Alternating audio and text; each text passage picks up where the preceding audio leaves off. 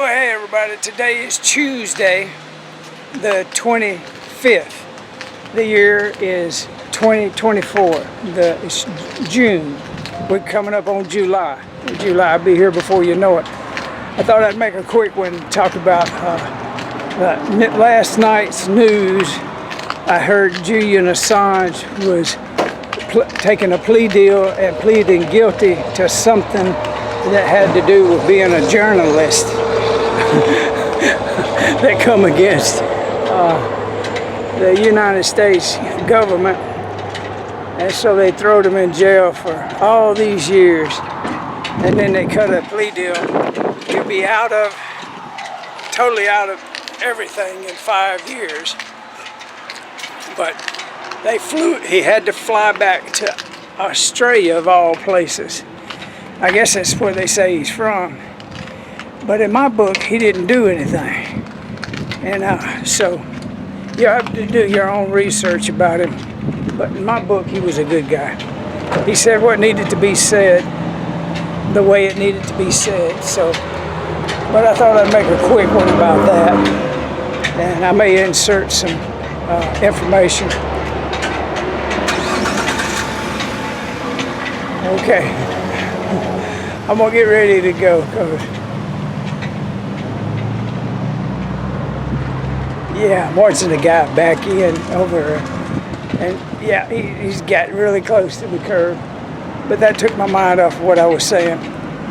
So, yeah, I'll make another video piecing this together with what I was talking about later. Y'all have a good day. Thank you for watching my channel. Oh yeah, I'm in Rogersville, and I did a pretty good time. Let's see what I do getting back.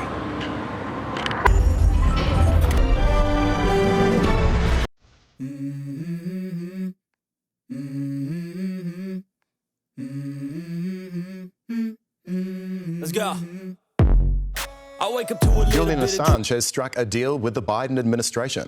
America has been pursuing the WikiLeaks founder for his role in releasing hundreds of thousands of classified files on the Afghanistan and Iraq wars. But finally, after years of fighting his extradition, he's on his way home. Australia correspondent Emma Cropper reports.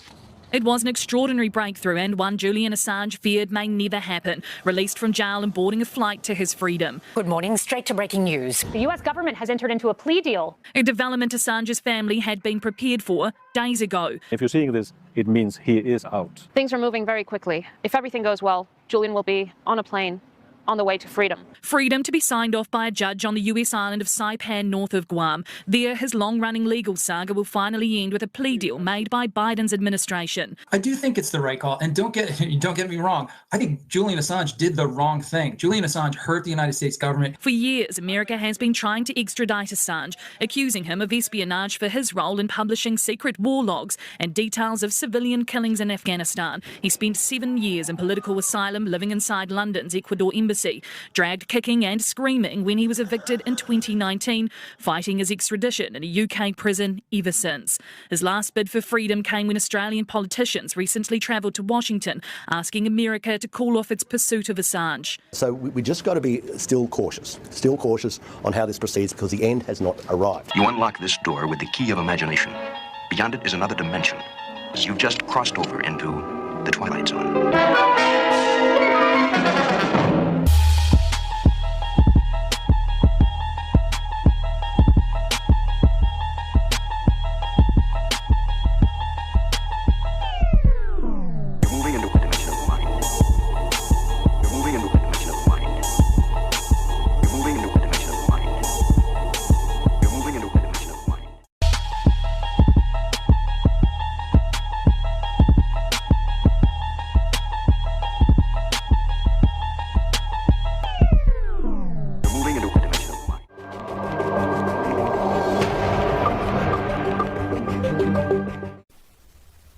Julian Assange, the man behind WikiLeaks. Many people consider Julian Assange to be a hero, a whistleblower, and an icon for ending the wars. In this presentation today, we will expel some of these myths and show you how WikiLeaks, run by Julian Assange, is actually not as transparent and independent as they claim to be. The validity of Julian Assange and the WikiLeaks organization is something there is not a lot of consensus on in the truth community. So it's my hopes that the information I'm about to show you will help you see how much of a fraud and a puppet of the Zionists Julian Assange really is. According to an article by censored journalist Jonathan Azazia back in 2010, WikiLeaks is anything but legitimate. Quote, disinformation is defined as misinformation that is deliberately disseminated in order to influence or confuse rivals. It is used by governments to mislead and brainwash their citizen populations, instigate wars, and blackmail foreign regimes. It is the ultimate instrument of the media. The most effective disinformation is that which is comprised of falsehoods as well as facts. WikiLeaks, founded by Julian Assange, fits this description perfectly, right down to the letter. Seemingly overnight, it has become one of the biggest whistleblowing agencies in modern history.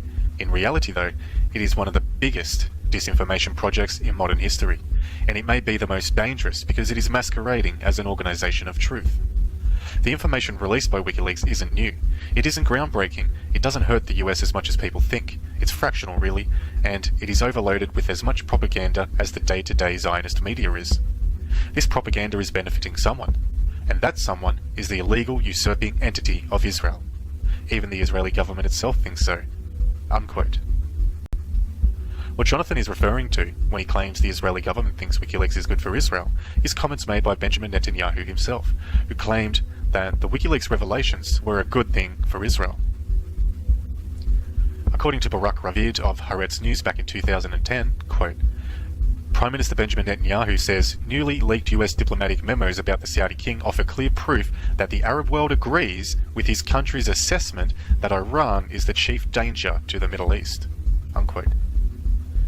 Netanyahu elaborated his claims by adding, quote, every Israeli leader has known for years that the dispatches are likely to leak out, so we adapted ourselves to the reality of the leaks, he said. That has a bearing on who I invite to meetings.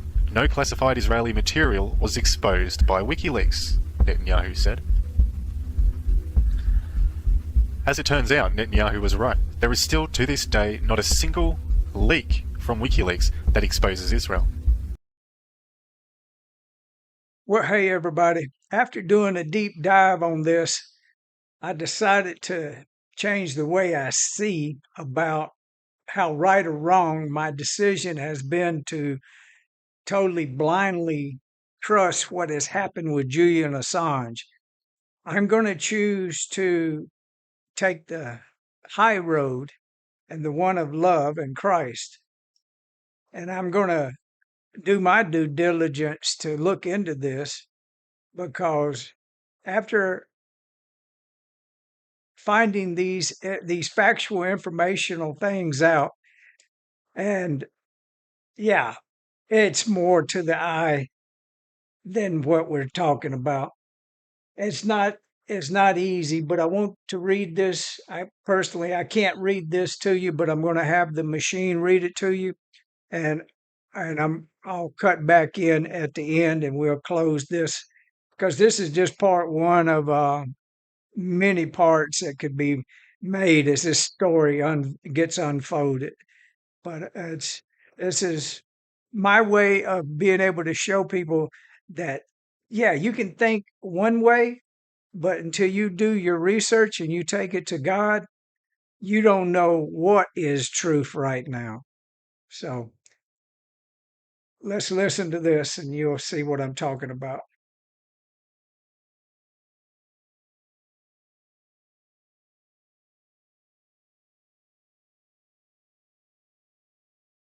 Key points and themes.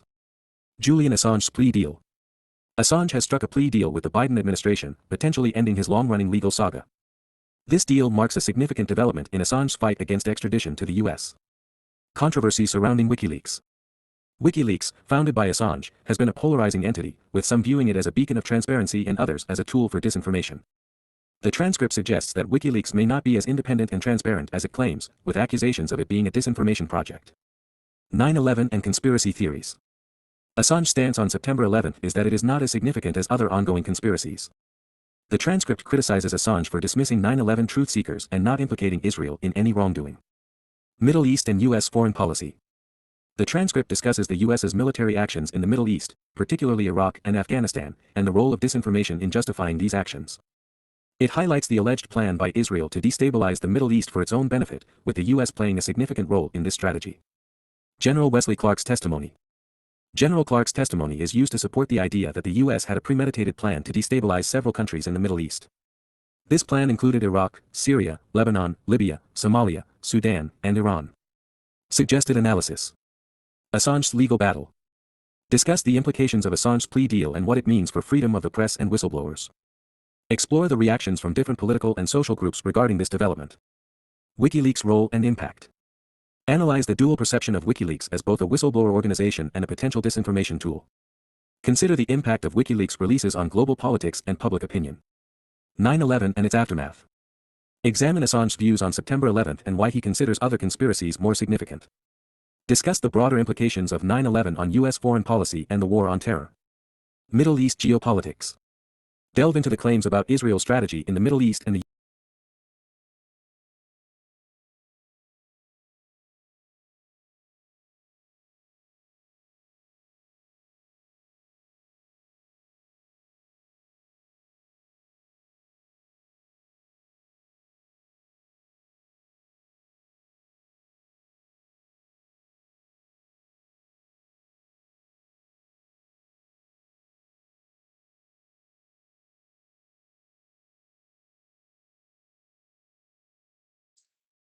Well, as you can see, there's a lot more to be discussed about this issue. So I'm going to cut it off here, and I'll contemplate a way to creatively teach myself and show my ability to learn something from what I thought might have been a situation going for what we consider the light, the good. And so, but thank you for watching this video. The full link to the video that I clipped in here is in the description. And my blog page is buddyhuggins.com. So you can go there and you can see my blog page. But thank you for watching my channel. I do really appreciate it. And we're going to have to all come together as this so-called truth movement changes into one of a Christ-conscious awakening movement where we can really see through the mire, because everything we've been told or being told is not worthy of trusting the source. You have to do your own research. Thank you for watching my channel. I appreciate it. I'll have another video about this particular topic up here pretty soon. Thank you.